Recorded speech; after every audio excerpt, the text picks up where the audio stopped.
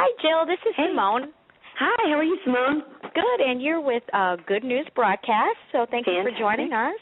Thank you for having me.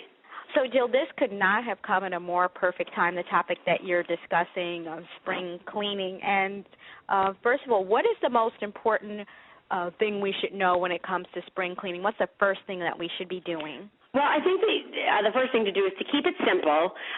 You don't need to go out and buy a lot of expensive cleaners that'll just add toxic fumes to your house. Right. You can probably clean your entire home with products you already have. What are some of those products? Okay, so some of my favorites are vinegar, lemon juice, and baking soda. Now, I'm going to throw one in there now just to get it out of the way because everybody loves it, and that's mayonnaise. And if you have a watermark on your wood because you forgot to put your glass on its coaster, take a little mayonnaise and rub it in with a soft cloth and then wipe up the excess. And the wood absorbs the oils in the mayonnaise, and the watermark will usually disappear.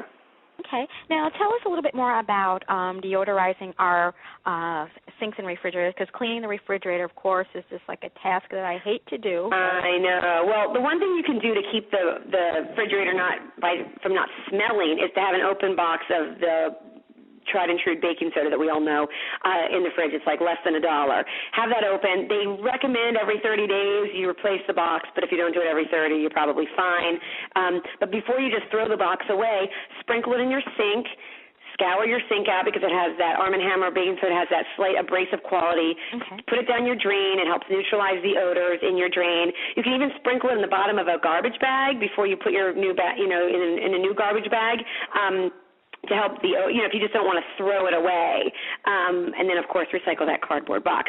The other thing I'd like to talk about with refrigerators is I put newspapers down. I put them in the crisper and on the shelves so that when I spill stuff, it absorbs the spill, and then I just throw the newspaper away and replace it. Like, I think that's a great thing rather than, shining my shelves all the time.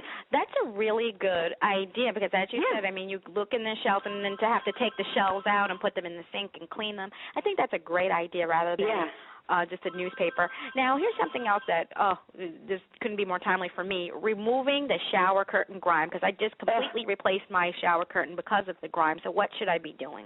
Yeah, well, instead of replacing it next time, just sprinkle some baking soda on it and take a damp sponge and wipe it down because, once again, the scour power of the baking soda gets rid of that mildew. And while you're there, sprinkle it in your bathtub. Just wash it down with a sponge. It gets rid of the soap scum. It can clean your countertops, your sinks. Anything that has sort of that residue that you want to remove, baking soda is going to be good for because it has a slight abrasive quality, but it's not going to scratch anything. Now, how do we refresh our carpets and our blankets and our laundry? What are some ideas with that? Well, I actually keep a box of baking soda in my laundry room. I just, throw some in. I just kind of eye it with my laundry. Kind of gives a boost to the whites and the cleaning. So you can sprinkle it on your carpet and vacuum it up afterwards. I mean, you don't probably do that every time, but you certainly could. It's not going to hurt. The nice thing about baking soda, it's not toxic. It's not expensive. And you could sprinkle it on your blankets if you want, like the ones you use outside maybe for the spring or something, and then shake it out.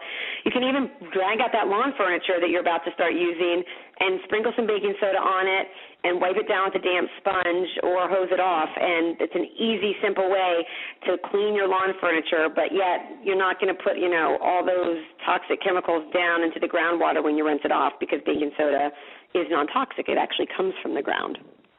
How do we make our stainless steel sparkle? For stainless steel appliances, I use vinegar. I like to put vinegar in a squirt bottle and squirt it on my refrigerator, my dishwasher, and use a soft cloth and wipe it down. And then, like I had mentioned, the stainless steel sinks, baking soda is a great thing to use in your sink, to just sprinkle it and then wipe it down with a sponge. And finally, and then I'm looking at your picture, your skin looks marvelous. Oh, yeah, the face, I love the I know where you're going, the facial aspect of it, right? Yes. Yeah, it's really fantastic. So a few times a week I sprinkle some baking soda in the palm of my hand, add a little water so you make a paste. Basically, you exfoliate your face. The makeup comes off so well, but it's not so harsh that it's going to scratch your skin or be bad for it. I probably exfoliate my face with baking soda about twice a week. I keep a shaker in my shower. I use it on my skin like after a workout or something. You could even use it every day if you want.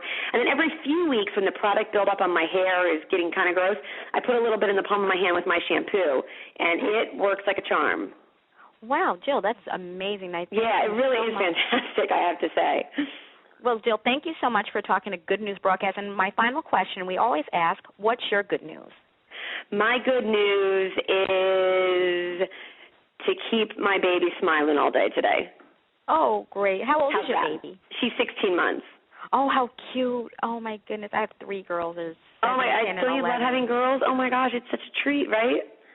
Well, your baby's 16 months still. Mine are 7, 10, and 11. So the treat kind of. Oh, geez, yeah, that's why the pause.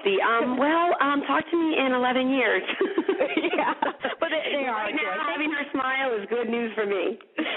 Thank you so much, Jill. It was great to talk to you. All right, you too. Bye. Bye.